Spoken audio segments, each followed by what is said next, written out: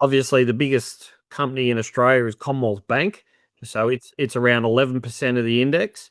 Commonwealth Bank is trading on around about 21 times earnings at the moment, and its profit growth is nowhere near that of Google.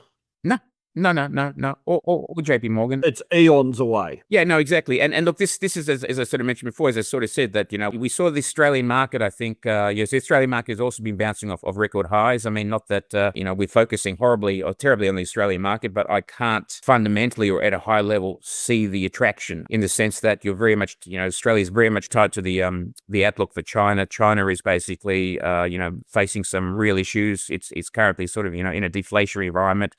Not being helped by the Trump tariffs. This is sort of why there's, apparently an agreement around tariffs in principle with China, apparently. You would argue that iron ore exports are close to peaking or have peaked. And as you say, you've got a government which I think respectfully can be described as fiscally inept. Essentially, Chalmers, I think, he's fantastic at buying votes, but not much else.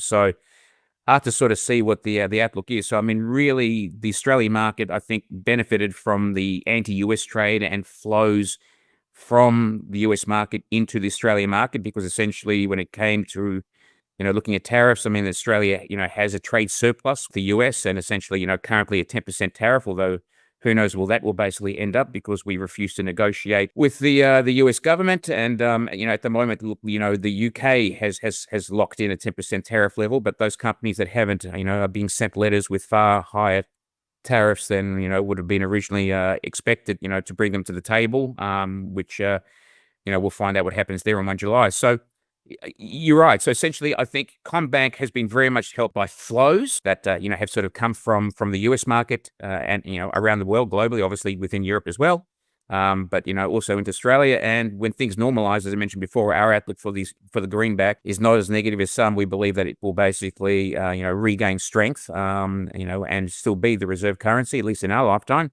I think that will basically be a headwind for the Australian market.